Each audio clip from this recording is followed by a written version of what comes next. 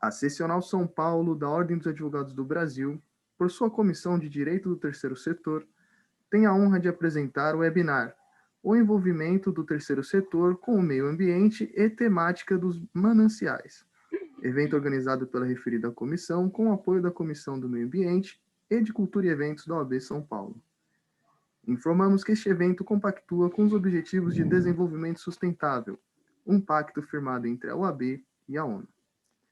Com a palavra, senhoras e senhores, a nossa ilustre doutora Ana Carolina Barros Pinheiro Carrenho, presidente da Comissão de Direito do Terceiro Setor da OAB São Paulo.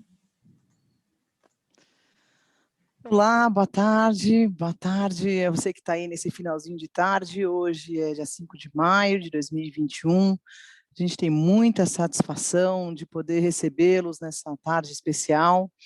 Para quem está conseguindo acompanhar via Facebook, seja também muito bem-vindo.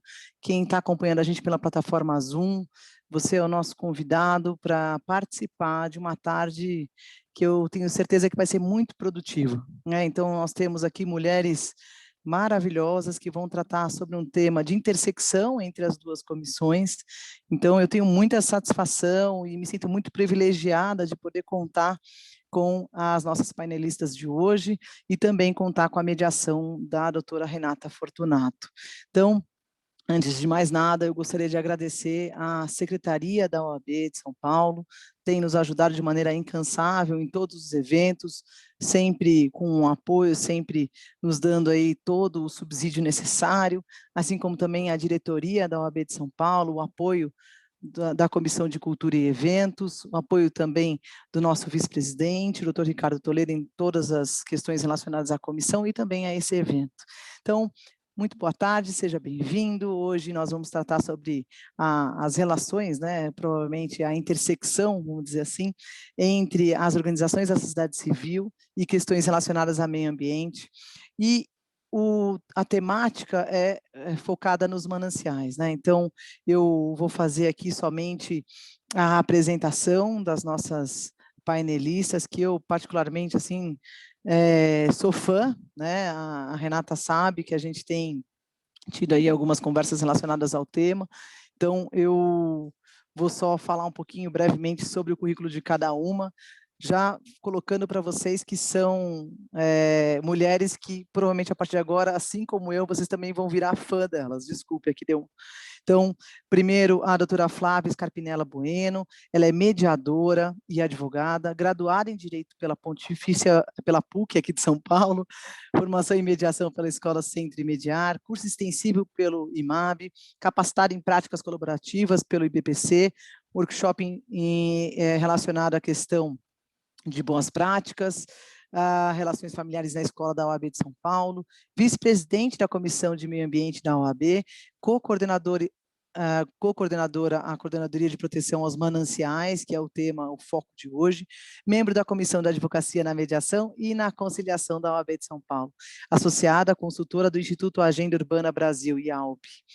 E, na sequência, a doutora Paola Aurélia de Camargo Lima, advogada e mediadora em São Paulo, sócia da Solve, a resolução de conflitos, mediadora avançada pelo ICFML, entidade ligada ao IMI, e membro da Comissão de Meio Ambiente, co-coordenadora também, relacionada à proteção aos mananciais. Então, como vocês veem, a gente só procura trazer pessoas com know-how, né, que vai contribuir para todos aqui durante o evento, membro da Comissão de Advocacia na Mediação e na Conciliação da OAB, co-coordenadora do GEMEP, graduada em Direito pela USP, pós-graduada em Administração de Empresas pela FGV, estudou Mediação e Negociação na Harvard Law School.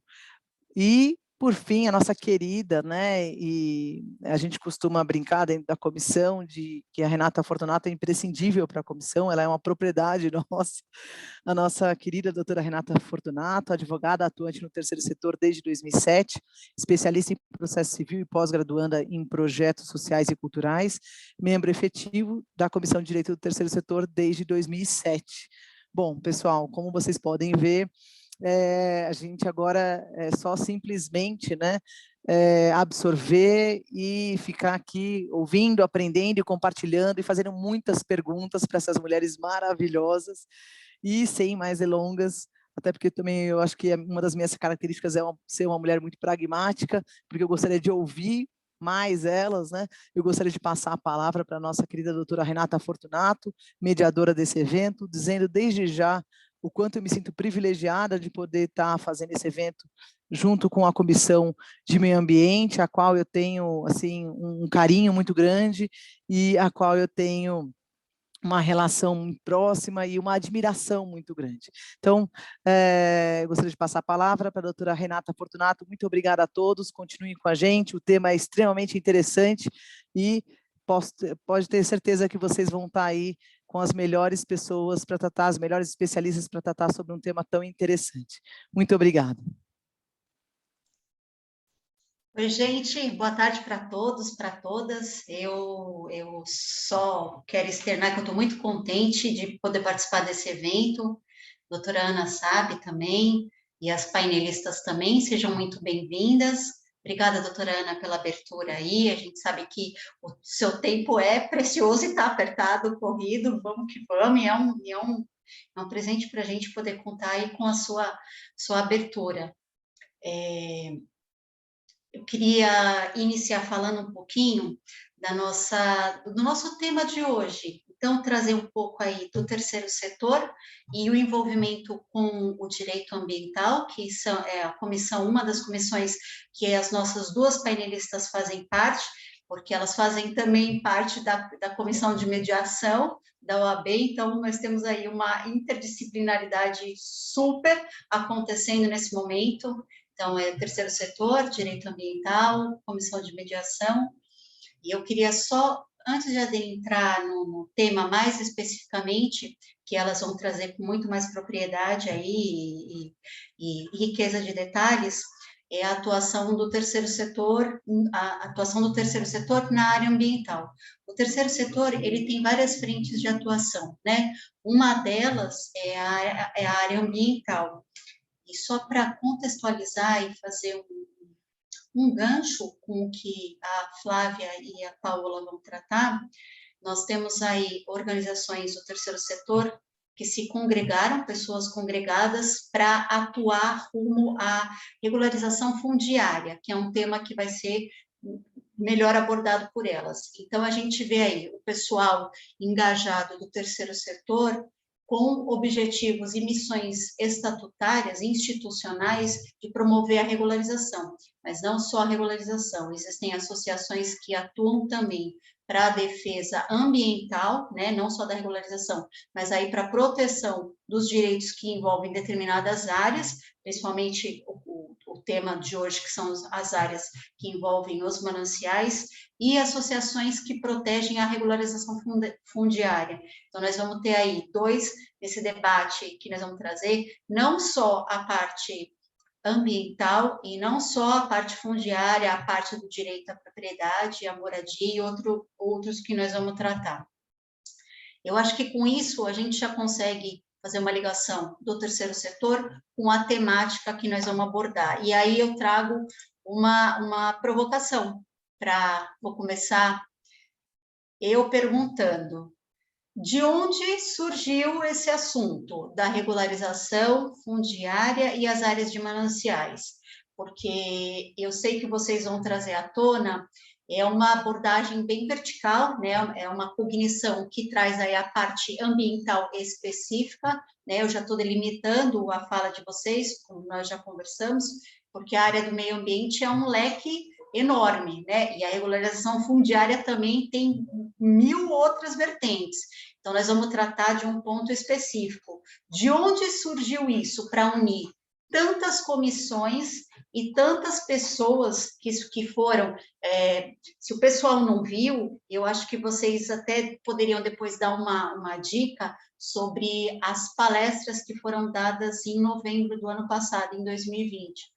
Que é de suma importância, até para entender mais para frente o que vocês estão falando aqui, e assim, as coisas ficarem cada vez mais conjecturadas. Mas a minha pergunta, eu já começo, de onde surgiu essa temática das áreas de mananciais e regularização fundiária? Com a palavra a vocês, fiquem à vontade, sintam-se em casa e sejam muito bem-vindas. Boa tarde a todos. Muito obrigada. Eu queria agradecer a Ana Carolina, a Renata por esse convite. Eu me sinto muito honrada de estar na nossa casa, a casa do advogado, a casa dos nossos colegas, tratando desse assunto. Na verdade, esse tema dos mananciais aconteceu um pouquinho antes. Eu vou dar a gênese disso. O que aconteceu? A doutora Gláucia Savim, que foi a primeira presidente da Comissão de Meio Ambiente, nos chamou, a mim e a Flávia, porque ela tem um histórico de vida como procuradora do município de São Paulo, e ela falou assim: estou cansada de ver ações civis públicas serem ganhas e não darem em nada. Então, a gente precisa pensar em alguma coisa, algum método de resolver conflitos, que a gente consiga dar efetividade para o direito e para o que está acontecendo, né? Então, a minha experiência a Flávia é mais com meio ambiente e mediação, e eu partindo da mediação,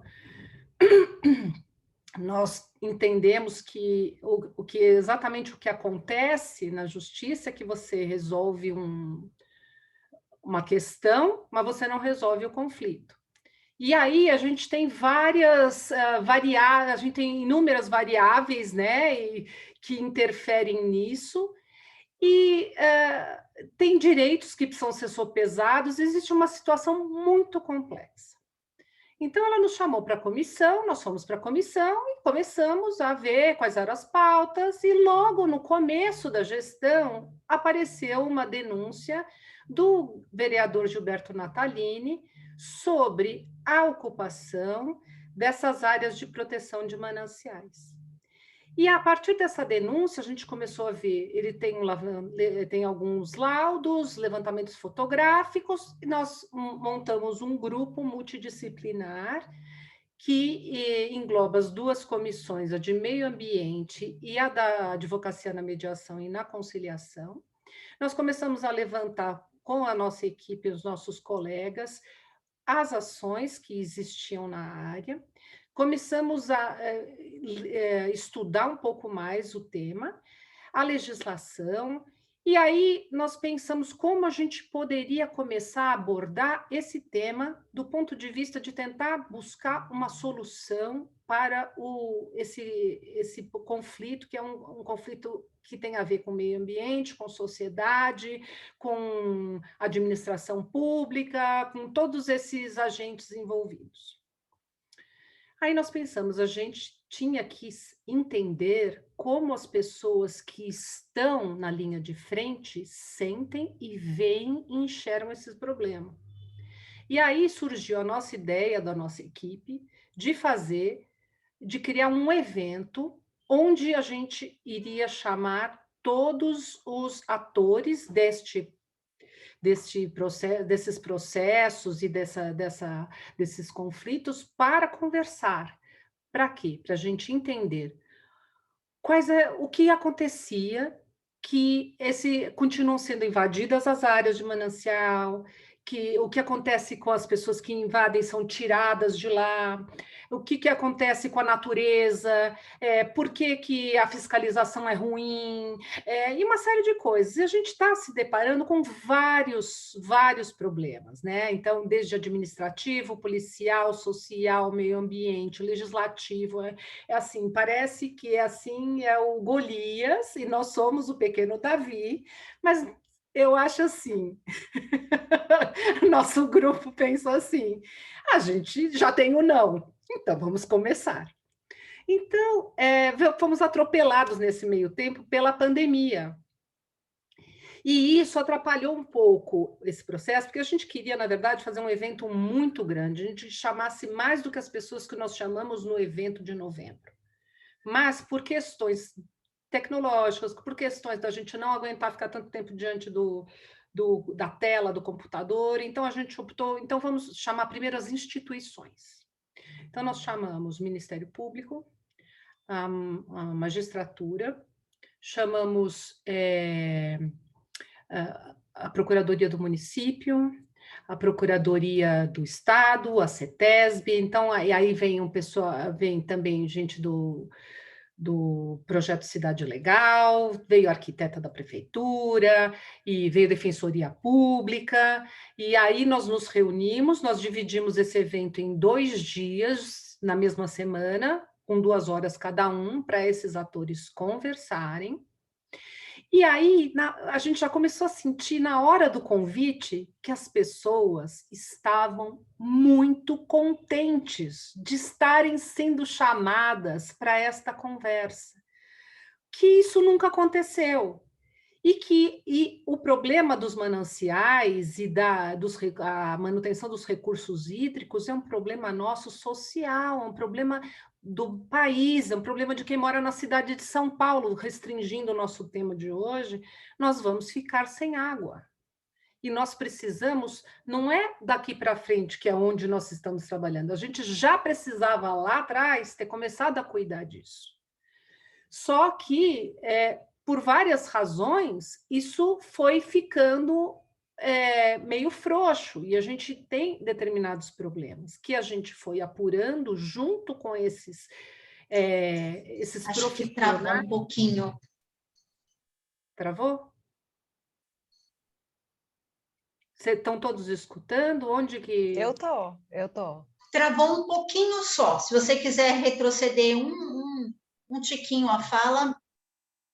Então vou retroceder para quando a gente chamou as pessoas e que elas ficaram muito contentes de terem sido chamadas para dar a visão delas sobre o problema. Da onde elas consideram a origem do problema, como elas sentem esse problema e quais as soluções que elas vislumbram para este problema. E cada uma deu o seu viés, pela sua perspectiva, o que elas consideravam problemas. Problemas, as soluções, e foi muito interessante, porque foi realmente um trabalho da mediação, e é um trabalho da construção de consenso, é isso.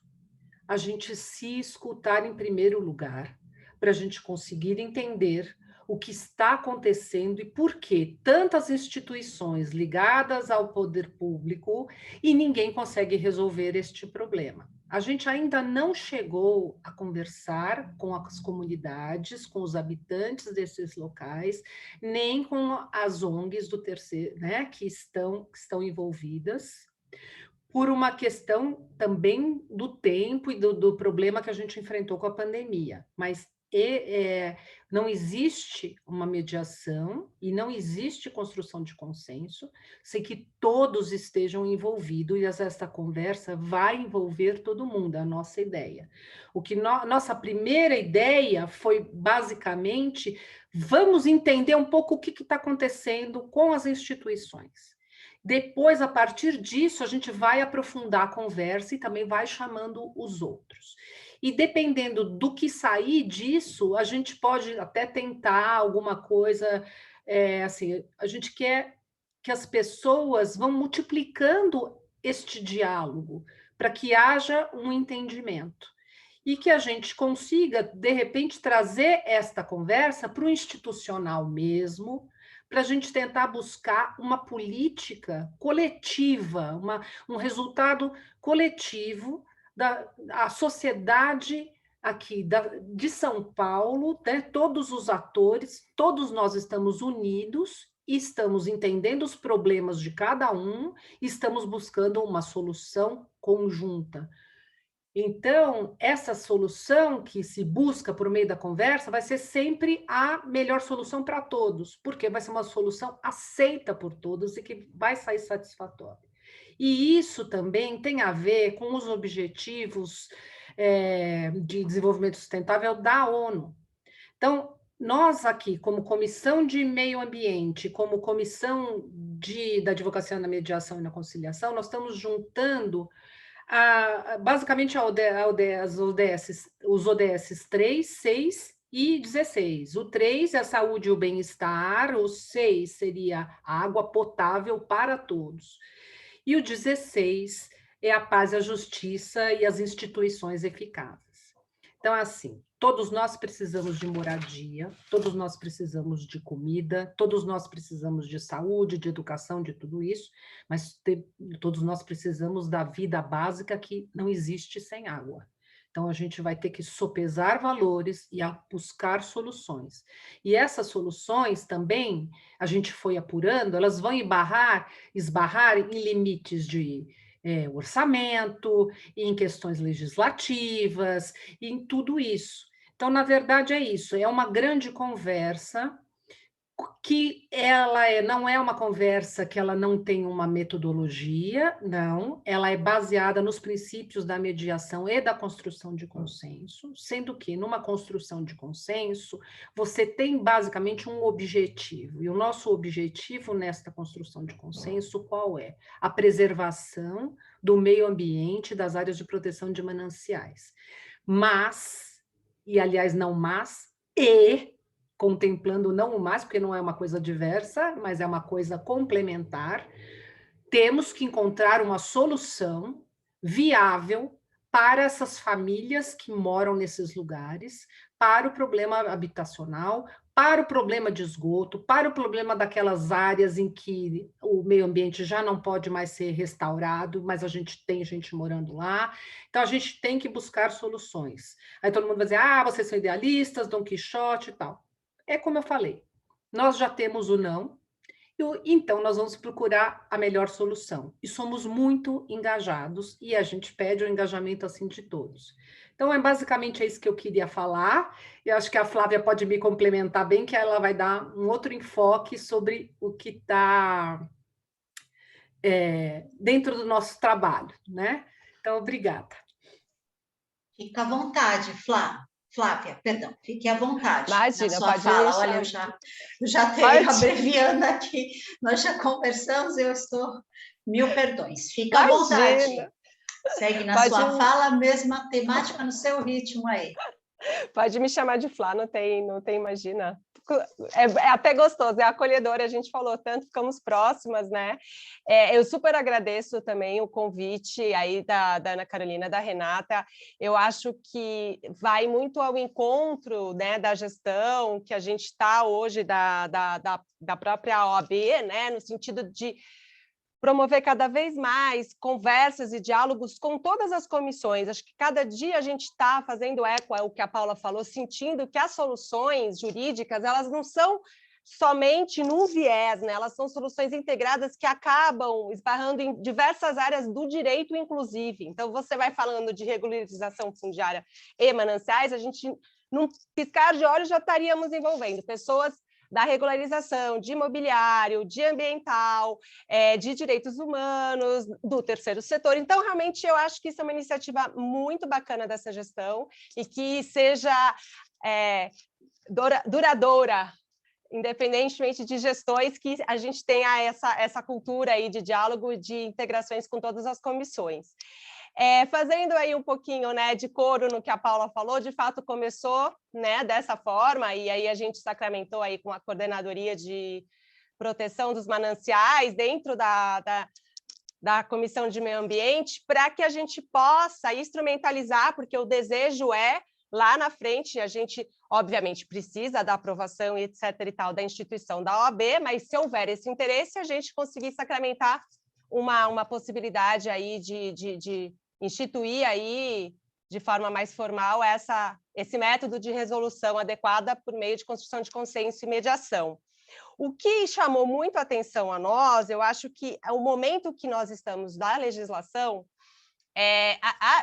quem trabalha, né, com a área ambiental sabe que a gente não tem como fugir de uma tentativa de diálogo, porque a legislação toda ambiental ela é feita para as presentes e futuras gerações.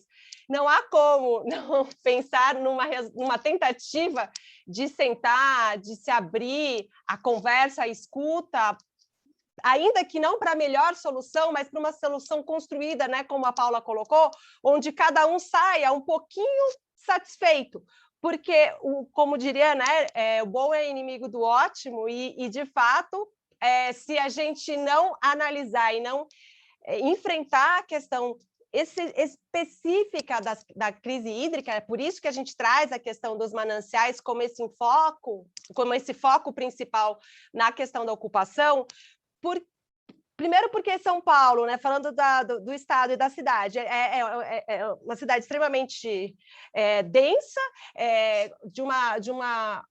Oi? Você travou. Voltando um pouquinho.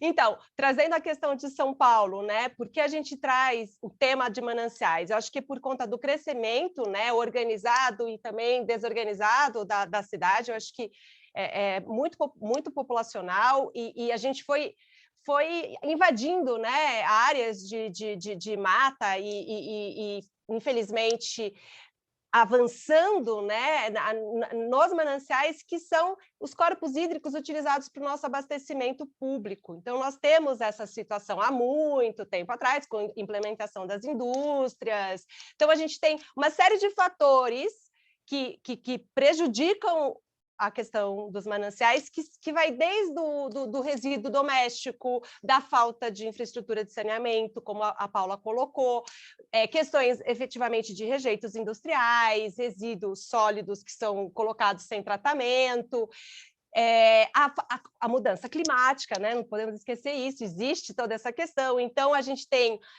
temperaturas um pouco diferenciadas, né, das estações que normalmente a gente imaginava, não tem mais aquele verão chuvoso, já é uma verão com mais seca, e isso está, né, problema do norte afeta o sudeste, então o Brasil como um todo está, não só o Brasil, né, o mundo todo impactado com a questão climática, e isso é uma tendência, não podemos negar. Então, o que a gente percebe com a legislação atual posta, de regularização fundiária, por isso também chamou muito a nossa atenção, os marcos legais que a gente tem de 2015, com a lei de mediação, com o Código de Processo Civil, que é um código focado para o litígio judiciário, né, vamos dizer assim, onde a gente vai lá, entra com as ações civis públicas e tal, mas o próprio código, né, do processo traz esse estímulo para quaisquer métodos de resolução, não só a mediação. Então, ele abre um leque de estímulo, colocando o Ministério Público, colocando defensoria, colocando magistrado, colocando sociedade civil.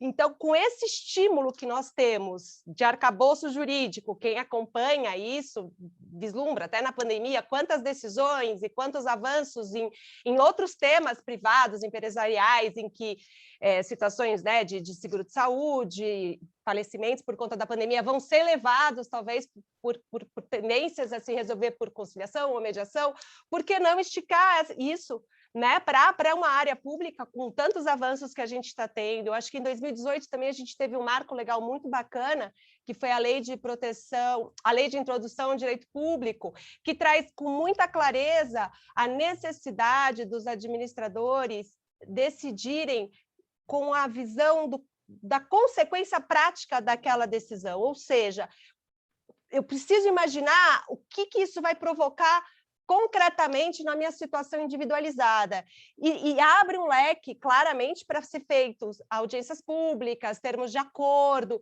Então, a gente também sentiu muito isso, né, Paula, com esse convite que ela colocou. Poxa, a gente já tem um arcabouço colocado agora de legislação, então a gente não teria nem mais aquela situação de existir uma prática, porém, como é vista pelo Judiciário, pelo Ministério Público. Hoje a gente tem algo já muito mais difundido, muito mais, acho que, solidificado. E a lei de REURB, que é uma lei que, para nós, achamos muito interessante, quando ela trata da questão da regularização fundiária, ela menciona especificamente a questão de proteção de mananciais, e o que nos chama a atenção é o fato de dar a possibilidade dos municípios criarem câmaras preventivas para tentar resolver esses conflitos fundiários por métodos de mediação.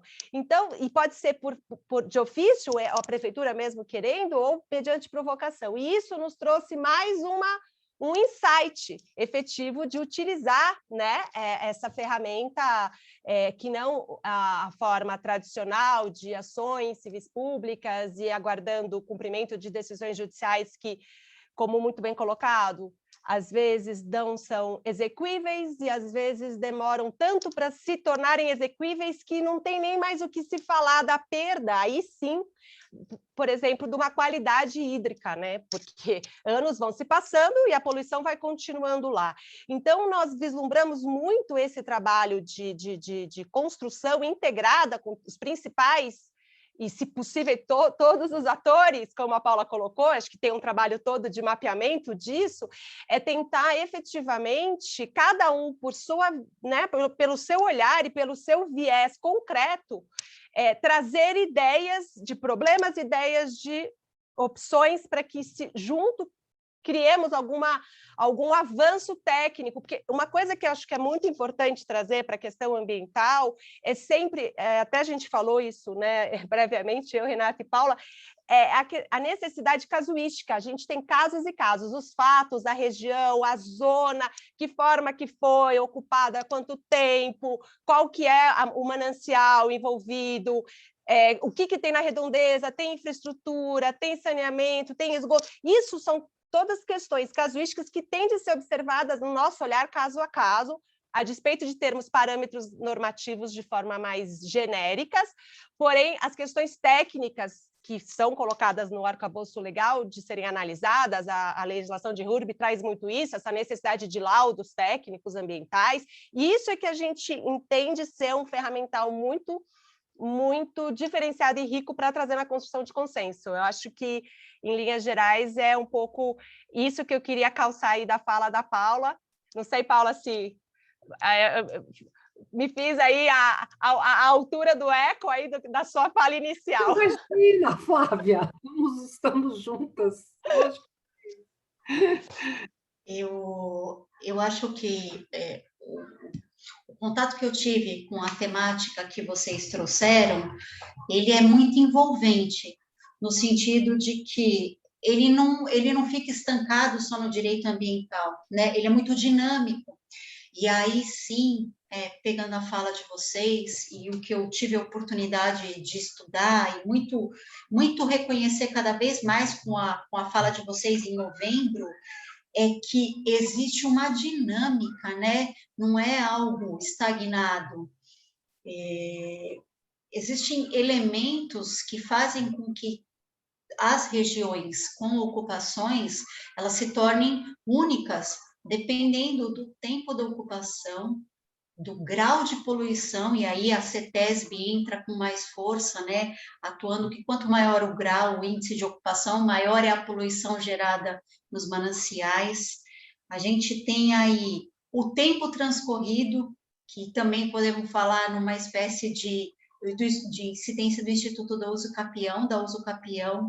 A gente tem aí, por outro lado, uma briga, eu não diria briga, mas nós temos uma posição muito atuante do Ministério Público com relação aos interesses difusos, que me corrija até, Paula e Flávia, se eu estiver errada, que é onde está inserido o meio ambiente, né? Então, eu vi uma posição do STJ, tem uma súmula, eu separei aqui, 613, que não se admite a aplicação da teoria do fato consumado em direito ambiental. Então, a gente tem, assim, vários fatores coagindo e tentando coexistir. Essa dinâmica ela é muito complexa, por isso que ela torna o tema, penso eu, né, e aí vocês complementam, fiquem à vontade, por isso que ela é tão complexa de resolver.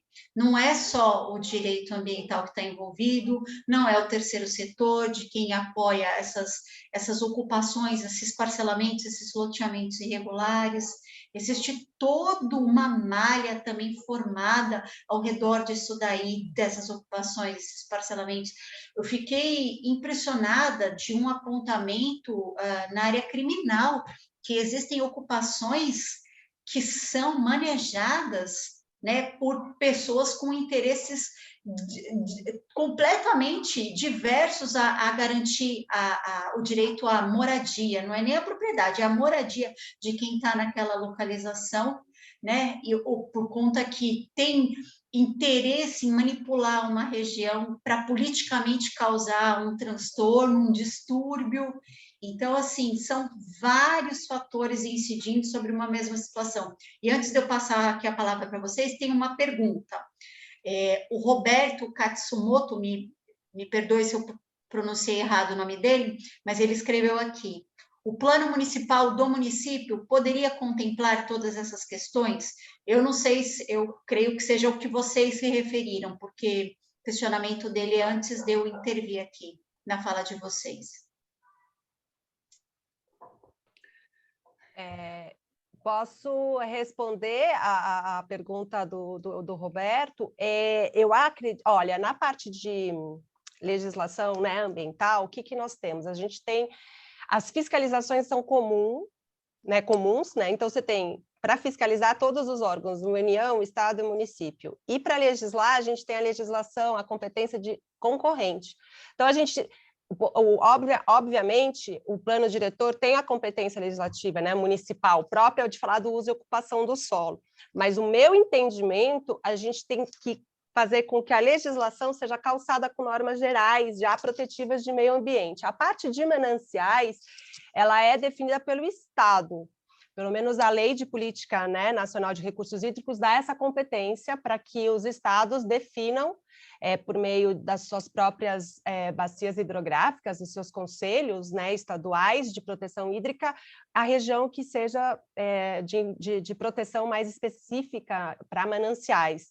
Então, eu entendo que sim, ele pode trazer e deve trazer a questão, e já acho que, né, traz a questão de se preservar mananciais e APP, porque não poderia ser de outra forma, né, porque não poderia ter um plano diretor contra a legem, mas eu acho que seria interessante calçar com algumas diretrizes gerais, trazendo a casuística de cada município. E lembrando que, a depender da área da bacia hidrográfica, a gente vai sempre precisar analisar a lei específica, o que é trazido naquela bacia, qual é as formas de ocupação, sempre tem diretrizes, se ela é uma ocupação restrita, dirigida, se precisa ter uma recuperação. Então, por isso que é instigante, né, o tema, e por isso que cada dia mais, acho que eu e a Paula que estamos aí debruçadas aí no assunto, mais a gente fica imaginando que é uma das melhores formas de tentar, óbvio que a gente não tem a melhor solução,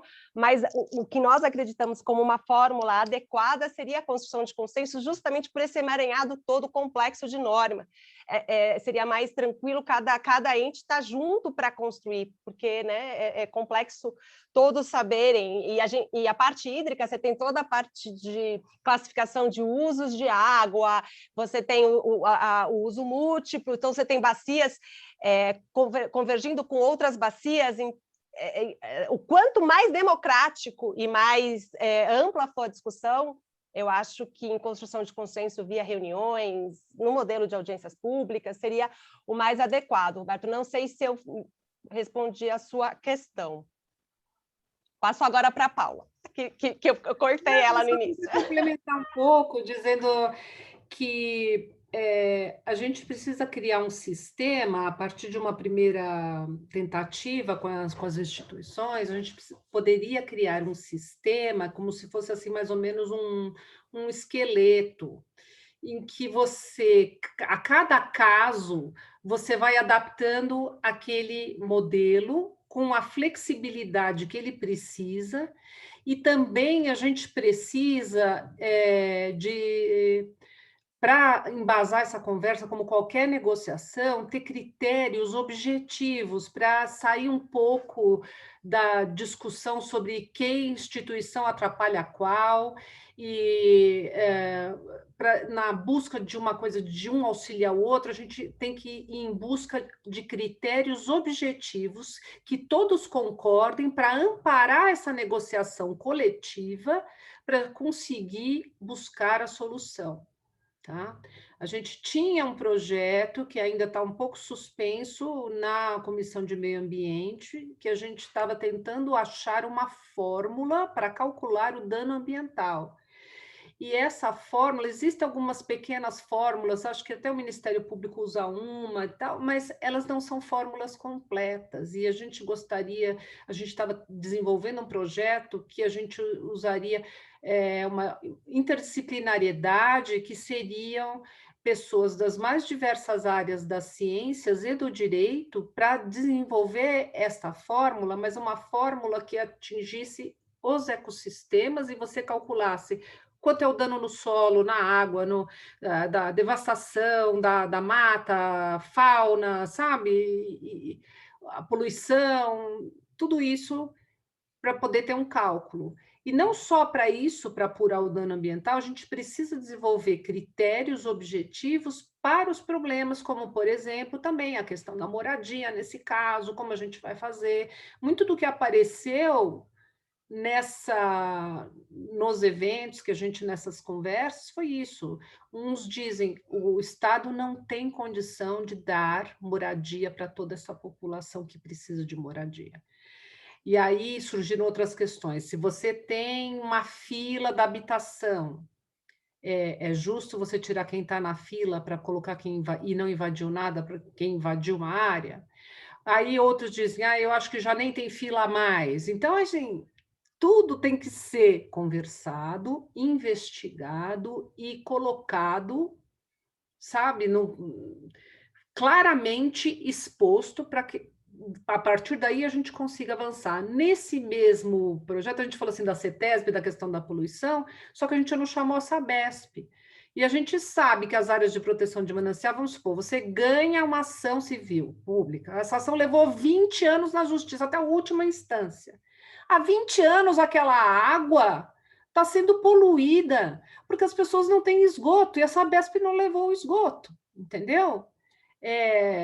Você tem questões seguinte, a área ela é desocupada e o Estado não reocupa a área, e vem outra invasão em cima daquela mesma área.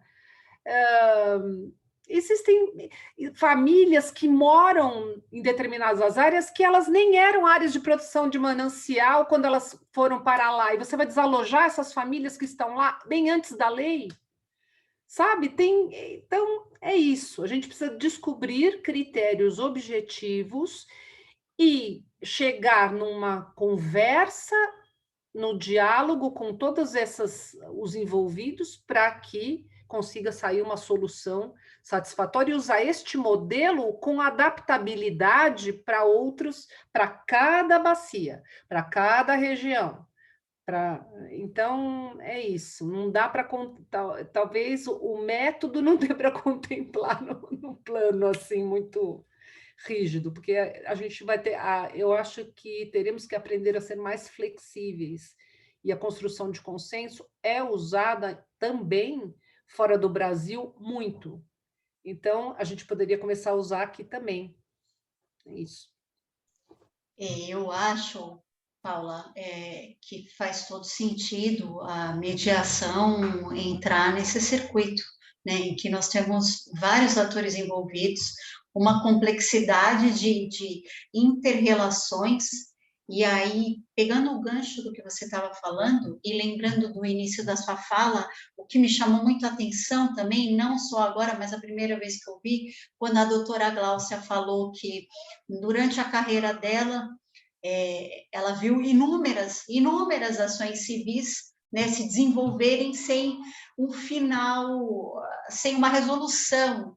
E isso é muito triste de ouvir, porque são ações que demoram tempo, que demandam a utilização de um corpo técnico aí todo envolvido, então entra vários laudos, vários pareceres, e aí chega ao final, né, você tem uma ocupação, um lote parcelado, de pessoas que já estão habitando lá, exatamente isso, há 15 anos, né, porque o processo ele vai seguindo o procedimento processual, vai e volta, dependendo das instâncias, e aí isso se desenrolou, e aí depois de 15 anos a gente tem uma decisão, por fim sedimentada, determinando que seja desalojado, que haja desocupação. E aí vem agora a minha pergunta, né, pensando nisso, será que vale a pena quais seriam os prejuízos, né, de se desalojar toda uma ocupação que já está lá há 15 anos, né, que já não utiliza, não faz uso do saneamento básico, que, né, está poluindo já há 15 anos em forma de utilização daquela região por conta do manancial, mas não só o manancial, estou falando de uma ocupação em geral, também o manancial, mas e a malha que foi formada toda em volta, e a vida que já foi estruturada, e criança que já está na escola, e posto de saúde, né, que é frequentado por quem pertence a essa ocupação. E assim, a pergunta, será que vale a pena? Será que é só um lado que a gente tem que ver? A mediação não deveria entrar nesse circuito? Aí é a minha pergunta, será que vale a pena desocupar depois de tanto tempo?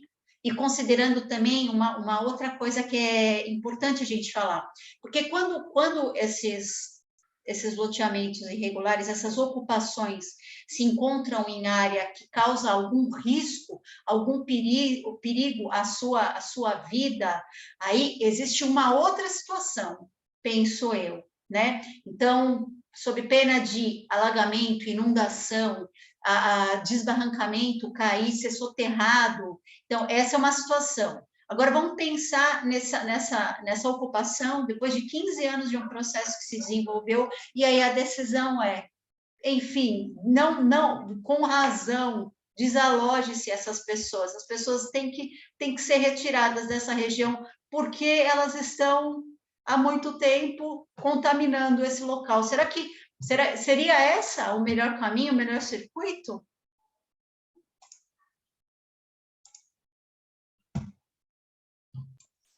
Então, isso é uma pergunta extremamente provocativa, não se tem uma resposta, né? Pelo menos eu não consigo dar uma resposta sim, cartesiana, assim, não. É óbvio que a gente vai, como todo bom advogado, fazendo brincadeira aqui na casa, né? Depende da circunstância, mas eu acho que, de fato, é necessário uma modulação e uma análise do caso.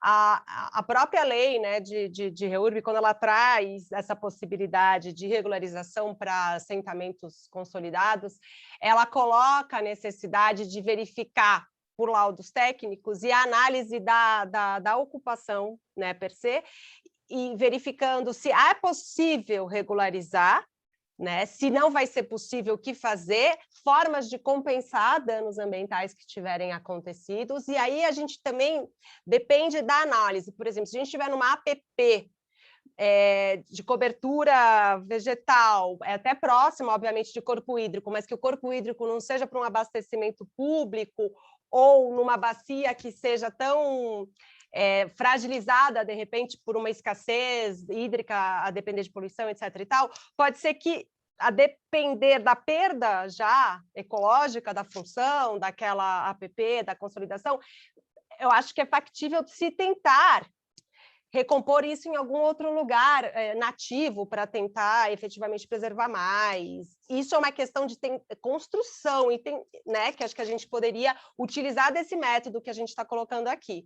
Agora, por que essa colocação até... Eu mesma brinquei que não queria falar do tema espinhoso, mas não tem como não falar por conta da provocação. A gente está aí, né, com uma recente decisão que saiu aí em 28 de abril, outubro, gente, já estou vendo o futuro.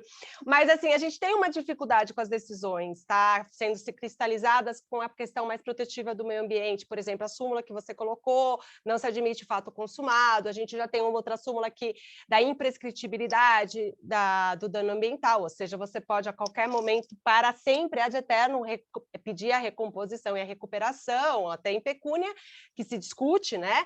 E agora a gente teve uma recente decisão aí no Superior Tribunal de Justiça, em tese de repetitivo, falando da questão se trazendo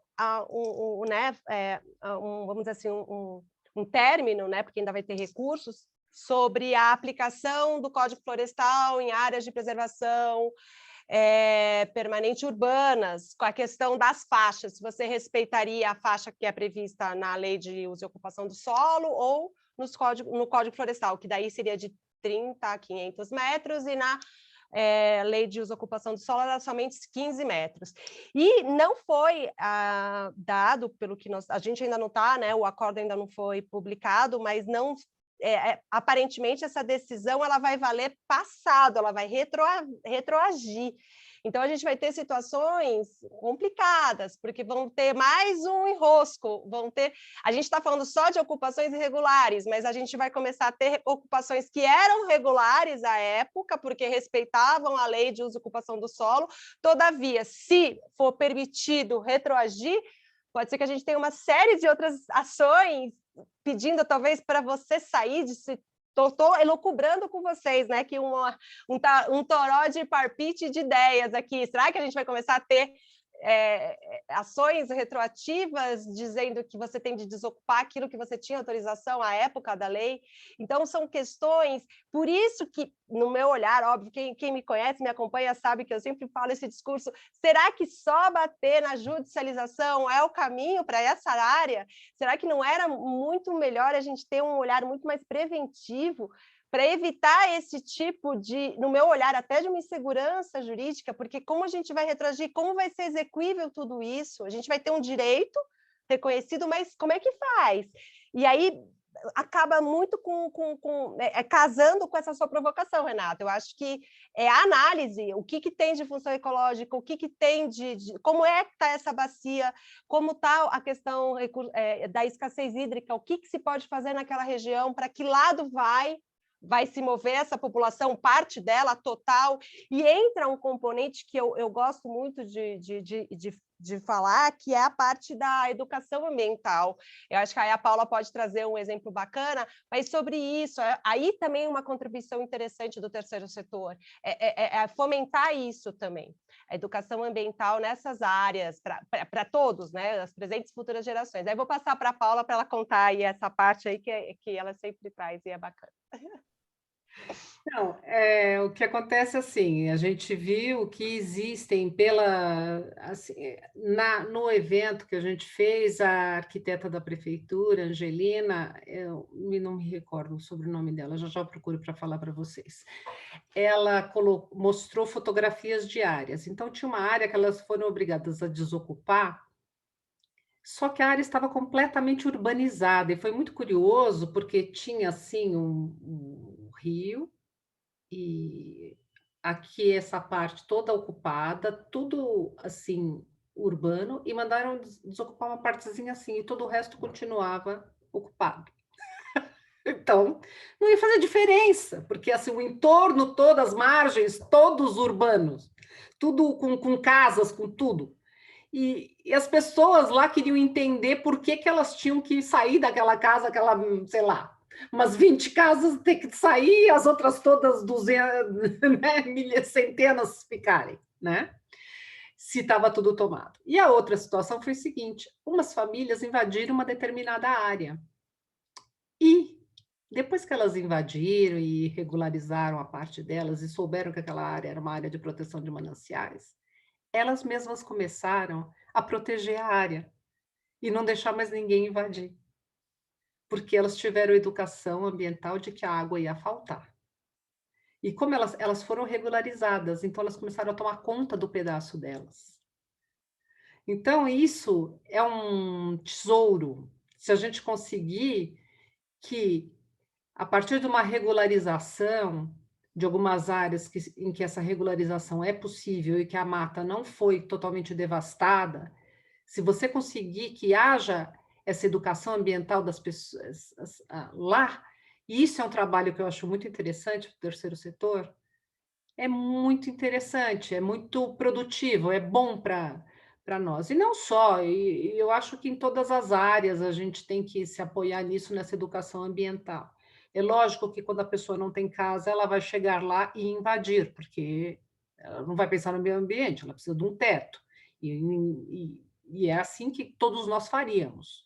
Mas o que eu estou colocando é que em áreas que já foram invadidas, em que elas foram regularizadas e a área não foi totalmente descaracterizada nem devastada, essa educação ambiental ajuda. E o que a gente fala do trabalho preventivo é o seguinte, a gente precisa de fiscalização, e já houve momentos no município de São Paulo em que houve duas operações que deram muito certo, que foi a Operação Defesa das Águas e a Operação, não me engano, é que essa é menos conhecida. A Defesa das Águas foi muito desenvolvida. Nessa Operação Defesa das Águas, já eu vejo para vocês o outro nome que eu anotei aqui para não me esquecer, elas era por mar, por água e por helicóptero. Então, o que acontece? Como se dá essa ocupação dessas áreas de mananciais? Essas quadrilhas vêm e tem a área. Elas põem um tapume de cimento pré-moldado, elas cercam o lugar todo e elas deixam a cobertura vegetal rente a esse muro. E no interior desse lugar, elas desmatam para vender o lote para as pessoas que querem comprar. Então, quando você tinha essas operações de fiscalização, o que aconteceu? O helicóptero passava por cima e já via isso, já detectava. E nesse período em que houve essa operação, o que acontecia? Eles conseguiam barrar essa ação do crime organizado e impedir as invasões. Então, porque eles têm data certa, inclusive, para invadir essas regiões. Eles invadem quando eles sabem que vai ter um parque, o município vai fazer um parque para proteger o manancial, eles já invadem ali. E eles já rapidamente, de um dia para o outro, eles já começam a trabalhar para devastar aquilo. Então, a gente não consegue entender por que a prefeitura, desde 2012, né? 2012 a data, Flávia? Eu acho que é por aí. Não, parou com isso. Parou com essa operação. Todo esse trabalho de fiscalização ajuda, porque o que acontece também é que a gente tem na legislação alguns marcos que dizem até tal data está tudo regularizado. Aí as pessoas se sentem bem. Então, o que acontece? Está tudo regularizado até tal data, e eles falam, daqui para frente nada mais será regularizado. Aí vão e invadem de novo. Aí vem um outro marco legal e diz, a partir desta data está tudo regularizado e daqui para frente nada mais. Você está dando um incentivo para essas invasões. Então, é isso. E sobre essa parte da fiscalização, mas eu queria falar de uma coisinha que você citou, de um gancho, um ponto que você tocou, Renata, que eu achei muito importante, que é o ponto, agora não falando das pessoas, assim, do meio ambiente, mas falando da comunidade, que a comunidade cria aquela rede. Então, ela tem a vizinha que toma conta do filho dela, ela tem o posto de saúde, ela tem a cabeleireira, e isso tudo vai acabar. Então, a construção de consenso passa por isso. E você tem os representantes das instituições e você tem os representantes dos moradores, que são as associações civis, associações deles. O que a gente vai fazer? Eles vão ter voz e eles vão conversar. E o que acontece em outras experiências em outros lugares e que poderiam ser replicadas aqui para nós, é isso. Vamos tentar achar um local para essas pessoas morarem em que a rede delas fique presente, que não vá cada um para um lugar e as pessoas percam suas referências. Se elas tiverem que mudar, por que não? Como uma solução, assim, sei lá, alojá-las em algum lugar, algum conjunto habitacional, alguma coisa que elas fiquem próximas das pessoas que elas estavam próximas. Sabe? É esse tipo de coisa. O diálogo, a gente está vivendo uma polarização tão grande que a gente esquece que a gente é brasileiro, a gente esquece que a gente é advogado, a gente esquece tudo, todo mundo está se atacando por bobagens, quando a gente deveria conversar. Que a primeira forma de resolver o problema é essa. Então, vamos ouvir, entender e tentar achar uma solução que seja boa, né, satisfatória a todos. Obrigada, Paola. Muito Mas, bacana aí. Nós temos duas perguntas. Uma delas, na verdade, eu pedi até esclarecimento para o Roberto, que ele fez aqui uma colocação para a educação ambiental. Existem espaços dentro da grade curricular das secretarias municipais, que é foco muito importante. Aí eu não sei se ele afirma ou se ele está perguntando. Pelo que eu entendi a pergunta, pelo menos a parte inicial, é se existe espaço dentro das secretarias municipais e estaduais para que haja um diálogo. Eu creio que é isso, não sei se é isso. Se vocês me permitem, Flávia e Paula, eu inicio só colocando um apontamento. Ele acabou de escrever, o Roberto, que ele afirmou ao final. Então, eu creio que a pergunta dele esteja relacionada com a presença em conselhos municipais e estaduais de educação que contém uma grade curricular na área ambiental. Eu sei que existem conselhos em que participam a sociedade civil e técnicos, né? Eu não sei se existe uma grade específica curricular para tratar de determinados assuntos, mas existe dentro dos conselhos a participação. Quer falar, Flá? Fica à vontade. Sim, eu estou acompanhando o que o pessoal está colocando aqui no chat.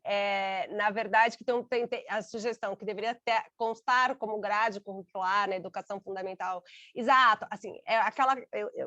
A premissa, a lei, nós temos uma lei bacana, da Lei da Política Nacional de Educação Ambiental, onde a gente tem todas as premissas exatamente de integrar o ensino básico fundamental com a temática ambiental, analisando de forma interdisciplinar, analisando a questão do envolvimento da sociedade civil. Então, a legislação a gente tem, ou seja, já tem esse estímulo. Eu acho que a questão municipal, a gente tem de pensar num país enorme como a gente tem, né?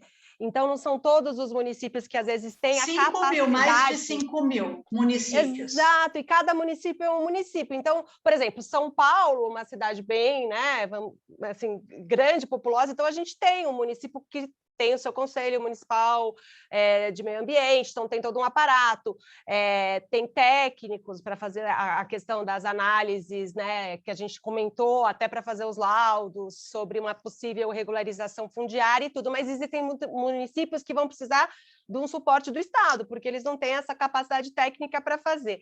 E acaba sendo a mesma coisa com, eu acredito, com esse estímulo para capacitação técnica, ambiental, de educação. Eu acho que tem muitas iniciativas, eu acho que o Brasil é um mundo, né? Então, a gente vê em cada município são iniciativas próprias, às vezes, né?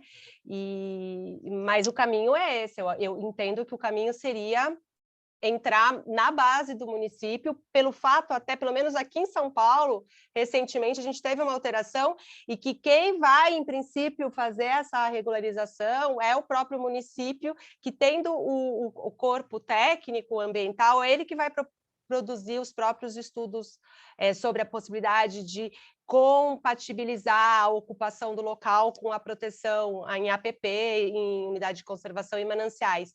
Então, acho que a tendência é a gente capacitar cada vez mais os municípios, né? Era isso que eu queria colocar aí como... Para completar, quando o município não tem essa condição, a CETESB dá uma assessoria e também tem o pessoal, no caso da regularização fundiária, da Cidade Legal, que também é do Estado, e eles auxiliam os municípios. Tá? Então, não, sim, aqui em São Paulo, sim, sem dúvida. Ali a Cidade Legal. Eu ia mencionar essa estratégia aí, que é em nível federal, na esfera federal, estadual, né, numa esfera de hierarquia, o Estado auxiliando aqui, no nosso caso, o município de São Paulo, né? Então, existe um suporte técnico aí quando a esfera municipal não chega, né? Então, não chega no mesmo nível técnico necessário como a cidade de São Paulo, né? Nosso estado é composto de várias cidades, existem outras que não têm esse aparato todo. Tem uma outra questão aqui colocada, e aí, Priscila, me ajuda até a a formular se eu não entendi completamente. Ela escreveu assim: o que a Paola disse sobre desalojar pessoas que moram em locais de mananciais. Antes de determinada lei sobre as avaliações de impactos ambientais dessas moradias, não é relevante. Complementando a Renata, se o complexo da vida não se for dentro do aspecto, acho que é aspecto, do aspecto do desenvolvimento sustentável, não foge das ODSs, por mais que não corram risco, há um maior risco de poluidor pagador, e nesse caso ainda não pagador? Eu não sei se ficou muito clara a pergunta para mim. Priscila, se você quiser reformular e trazer de novo para a gente... Eu entendi o que ela falou. Priscila, se eu entendi, você diz respeito a aqueles casos em que as pessoas já estão nessas ocupações e que aí chega uma decisão para que elas não permaneçam mais ali, que é dado como irregular dentro de um processo. Você pergunta se foge dos ODSs essa decisão? Por mais que não corram risco, mesmo eu entendi que não corram riscos quando não estão em áreas que ofereçam prejuízo à saúde iminente ou que sejam deflagrados aí por uma condição climática, chuva, vendavais, enfim. Mas se você quiser tentar trazer ela novamente aqui para a gente, Priscila, a gente torna a comentar. Não sei se o que eu falei te auxiliou, e se você quiser, fica à vontade aí para trazer novamente seu questionamento para a gente. Uma questão, Renata, que eu achei bacana da sua fala, né? Nem sei se é efetivamente o que a Priscila queria nos colocar aí como uma provocação, mas será que violaria o cumprimento de um dos ODSs? Eu acho que os ODSs, a gente também tem, assim como a proposta que a gente está colocando, é um olhar sistêmico integralizado, porque nós temos um ODS está interligado com o cumprimento do outro. Então, a gente, não, no meu modo de ver, não poderíamos analisar um ODS estanque só a água potável e saneamento, só, porque depois a gente tem o ODS da vida digna, a gente vai ter o ODS da cidade sustentável. Então, e a justiça eficaz, e a questão da preservação de vegetação. Então, são todos os ODSs analisados de uma forma integrada, e por isso que a Paula colocou tão brilhantemente no início, que é a questão do sopesamento dos valores. A gente vai precisar sopesar todos, não tem um ODS mais importante que o outro, né? É uma agenda, né, para que a gente consiga atingir o mais próximo do ideal de cada um, né? Flávia, ela respondeu. É isso aí, você acertou no ponto a pergunta. Ela já até... Obrigada aqui, Priscila, ela colocou aqui. Perfeito. Então, eu acho que esgotamos aqui. Agora eu venho trazer de novo um questionamento para a gente, uma reflexão. Se são vários os atores envolvidos, né? A gente está falando de vários valores, vários conceitos. Acabamos de falar, a Flávia trouxe aí não só o meio ambiente, são várias as ODS, mas vamos sair das ODS, vamos entrar nos nossos direitos constitucionais. Então, a gente tem o direito à moradia, o direito ao meio ambiente equilibrado, o direito a usufruir de saúde para quem está ali, enfim. São vários direitos que aí a gente fala que devem ser sopesados. E para que isso ocorra, precisa o envolvimento de vários atores. CETESB, SABESP, Ministério Público, Defensoria, as associações que defendem, né, essas ocupações, os moradores dessas ocupações, as associações que estão lá batalhando pelo cultivo, pelo cuidado do meio ambiente. E aí a minha pergunta, se existe tantos envolvidos, tantos atores aí nessa fala, por que não se pensou numa mediação antes? Né? Por que a gente não fez essa mediação antes? Porque o problema é posto e não é de hoje, né? É uma temática que já vem de longos anos, e eu até verifiquei até a constituição de comunidades, né? Que a gente chama hoje de comunidades, mas também foram chamadas de grandes favelas, que são eram as construções irregulares, né, em locais até que oferecessem riscos. E aí a pergunta, por que a gente não trouxe essa mediação antes de um tema que envolve tanta gente e tantos cenários que se modificam e que a gente não consegue trazer uma decisão padronizada para cada um, né? Se fosse, penso eu, só a aplicação da lei, a gente não teria essa problemática, ou teríamos. Por que a gente não pensou na mediação antes? A gente tem uma questão cultural, não é da nossa cultura, e também, assim, não só não é da nossa cultura a mediação, como também nós temos um outro fator cultural nosso, que é a lei, né? Tanto que, a partir do momento que a gente teve um marco legal, a lei de mediação, a mediação está começando a pegar, né? E está começando a se desenvolver. A gente precisa do direito positivo para acabar aceitando as mudanças, né? E, na verdade, é muito curioso isso, porque a mediação, na verdade, ela é flexível e ela não... É, a gente falar em direito positivo e mediação é muito, muito curioso, porque você pode, numa conversa, transigir em direitos transigíveis, entendeu? Justamente porque você está na mediação. Então, eu acho que vem por aí, acho que a gente não tem essa cultura, e acho também que tem essa questão das instituições, porque, assim, uma dessas instituições, que eu não quero falar, ela tinha vários grupos que cuidavam deste assunto, e esses grupos, eles tentaram se unir para resolver a questão dos mananciais, só que eles eram uma instituição, e mesmo juntando todos os grupos dentro, eles não conseguiram resolver. Então, por quê? Porque a questão é maior, a questão não envolve só uma instituição, ela envolve a sociedade inteira como um todo, e as instituições fazem parte da sociedade. Então, essa é a questão.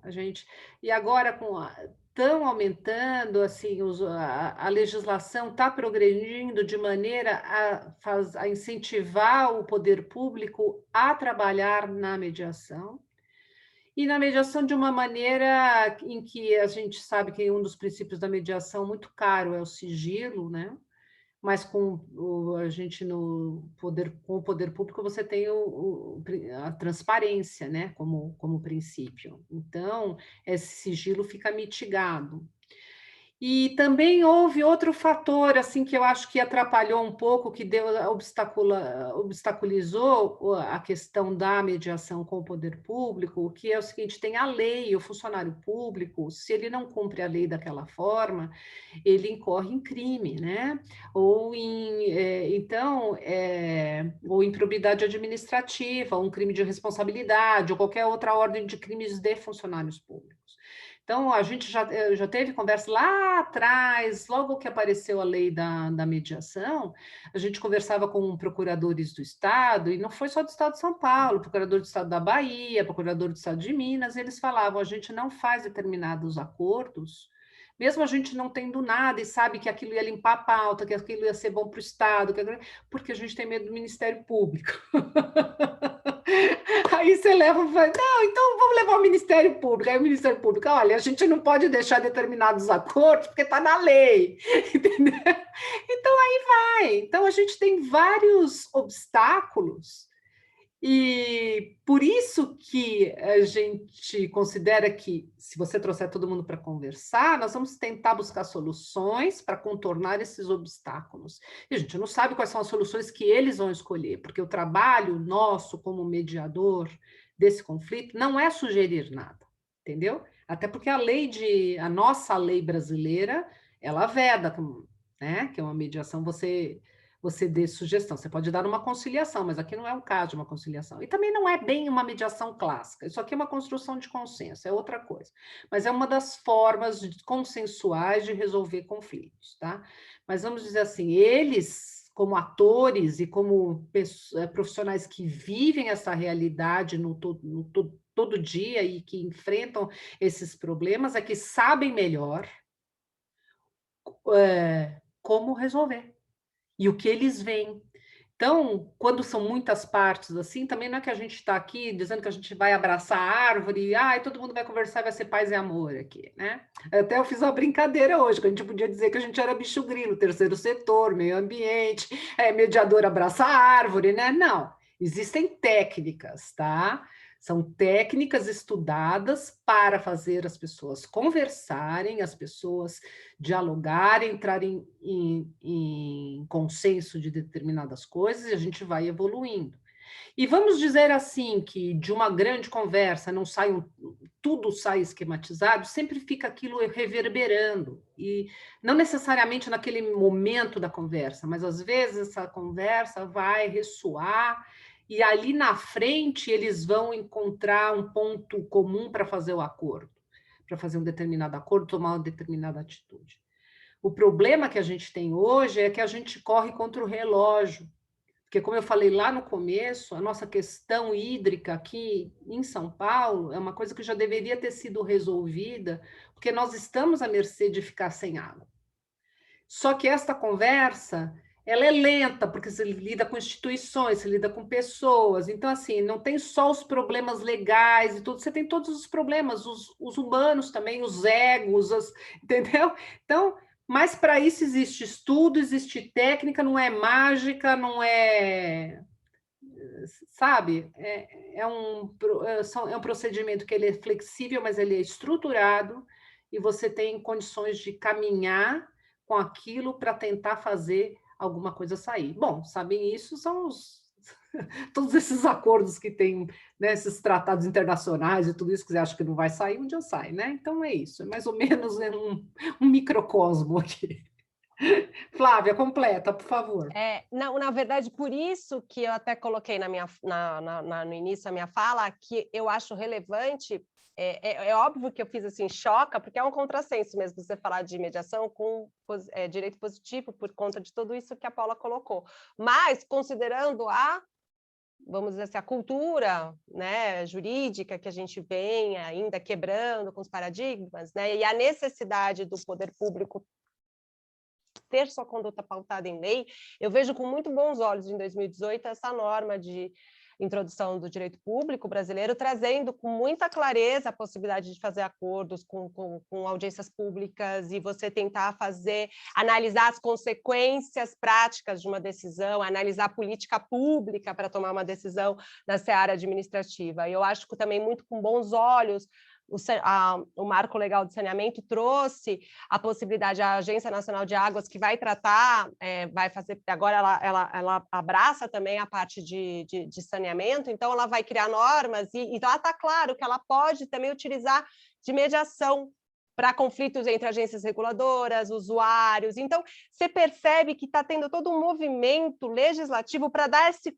conforto para o administrador, porque é como foi desenhado na nossa Constituição, a gente precisa ter esse princípio da legalidade fincada. Então, eu vejo com bons olhos, apesar desse contrassenso de falar na lei para utilizar uma resolução extrajudicial, é o que temos, e eu vejo com bons olhos. Por isso que eu trouxe na minha fala a questão do Código de Processo Civil, trazer quaisquer métodos de resolução. Então, ele abre, é um código que trouxe essa parte de principiologia constitucional muito forte. Então, ele traz, poxa, você tem de ter celeridade, você tem de ter eficiência. Então, isso vai dando corpo, né, para que a gente consiga essa finalidade administrativa, que no meu olhar, é tão almejada, que é uma gestão efetiva e de política pública, como a Paula falou, todos esses atores, a questão pública, de política, de orçamento, Tribunal de Contas. Então, toda a máquina do Estado. Então, como vamos ser eficientes? Com uma gestão compartilhada. Se fizer uma analogia com uma empresa, é assim que funciona. Então, vamos trazer um pouquinho desse conceito na tentativa da construção de consenso, aí como uma resolução desse conflito. Olha, esse tema, ele é muito envolvente, assim, e se deixar, a gente continua no debate, vai longe, porque eu fiquei muito, muito, muito agradecida e fui agraciada por poder estar com vocês e aprender, assim, a importância que tem os mananciais, e toda a complexidade que existe nesses loteamentos ainda, né? Essas ocupações ainda que irregulares. Então, a questão vai muito mais além do meio ambiente, então, e eu acho que impacta vidas, impacta para o Estado, porque a ocupação irregular, eu ouvi numa fala que cada R$1 gasto em ocupação, cada R$1 de ocupação irregular impacta em 3 na saúde. Eu até anotei porque me chamou muita atenção em saúde pública, que a ocupação irregular causa. Então, é um tema que transcende, é um tema que nós temos que trazer mais à tona, envolver novamente os atores, como vocês já fizeram nessa primeira reunião em novembro, e eu acho que ele vai seguir, sim, vai trilhar por um caminho de luz, no seguinte sentido, não de evaporar, não de sumir, mas de tomar ter mais um impacto, uma visão mais consciente sobre ele. Essa construção que vocês estão tratando e que vocês muito bem expuseram, que vocês muito bem vêm conduzindo, e que é um tema que a gente espera que brote e gere cada vez mais frutos. Estaremos novamente à disposição para falarmos, tenho toda certeza, porque existem muitos desdobramentos, e daria mais umas 2 ou 3, né, apresentações aí de vocês, porque realmente o tema não se esgota. Eu queria agradecer e falar se vocês querem deixar suas palavras finais, considerações. Nós estamos no nosso limite do tempo aí, infelizmente o tempo é nosso algoz nessa nossa live, mas aí fica com vocês. Se tiverem considerações finais, à vontade. Primeiro, eu fiquei devendo 2 coisas. O nome das 2 operações que existiam era Defesa das Águas e Córrego Limpo. Eu fiquei devendo a Córrego Limpo. Em segundo lugar, eu fiquei devendo o sobrenome da arquiteta da prefeitura, que vocês, se acompanharem pelo link, pelo YouTube, a gente tem o canal do Departamento de Cultura da OAB. Está lá, só colocar o título, se você colocar regularização fundiária de proteção de mananciais. Em busca do consenso. Em busca do consenso, isso mesmo. O nome da arquiteta é Maria Angelina Ribola, ela que mostrou as fotografias e falou, inclusive, da educação ambiental, mas eu gostaria muito de agradecer esse convite, que foi muito precioso. A gente está conversando com colegas que têm interesses em outras áreas, né, em outras do direito e da atuação do advogado. O terceiro setor é super importante para o meio ambiente e também nessa área social. E, assim, eu fiquei muito lisonjeada pelo convite, e eu também agradeço você, Renata, pela condução, por a gente ter tido as nossas conversas, e foi muito interessante, nos fez ficar mais animadas com o nosso trabalho, com as coisas, com o que a gente vem desenvolvendo, tá? Então, um abraço a todos, obrigada por essa audiência grande que a gente teve hoje, pelas perguntas, pela presença de todos, e isso me deixa muito feliz, e acho que a gente, tendo esse diálogo entre nós na OAB, entre as nossas comissões, e um diálogo maior com a sociedade, a gente pode realmente construir um país mais democrático, onde prevaleçam os valores do Estado Democrático de Direito, os valores da nossa Constituição, e nós possamos voltar a nos sentir todos irmãos e brasileiros, independentemente das nossas preferências políticas, ou se a gente prefere os direitos sociais aos direitos ambientais e vice-versa. Cada um tem seu jeito de pensar, mas todos nós queremos o melhor. É isso. Tá? Obrigada. Nossa, eu tenho a agradecer, e depois da fala final da Paula, que consigamos mesmo plantar essa semente. Eu fiquei muito feliz com a participação de todos aí no chat. Agradeço muito aí, Renata, Ana Carolina, pelo convite. Quando vocês quiserem, estamos aí à disposição. A Comissão de Meio Ambiente total aberta para novos assuntos de sinergia. E é isso. Obrigada mesmo, e fico feliz, como disse a Paula, que nós estamos aí trilhando um caminho que está ecoando em todos, e isso é importante para nós. Obrigada. Eu que agradeço. Só para finalizar e completar, eu agradeço ao nosso presidente aqui da OAB do Centro, o Dr. Caio Augusto, a doutora Ana, que é a presidente da nossa comissão. Agradeço, claro, com todo louvor às painelistas, às palestrantes, que ora estão aqui conosco. E é isso, agradeço também a participação de todos e todas que interagiram bastante aqui no chat. Foram muito participativos, muito bacana, e acredito sim que estamos no caminho certo, principalmente vocês, porque a interação foi muito jóia por aqui. Então, quando a gente desperta o interesse, daqui para frente é só regar, porque a sementinha já vai germinar. Eu acho que é isso. Muitíssimo obrigada pela oportunidade, pelo tempo de vocês e por mais lives, por mais palestras como essa, com a participação entre comissões, pela relevância, por ser saudável, por ser um nascedouro de ideias. Muito obrigada, doutora Paola, muito obrigada, doutora Flávia. É isso, gente. Muito obrigada a todos que estão conosco aí. Boa noite, gente. Muito obrigada.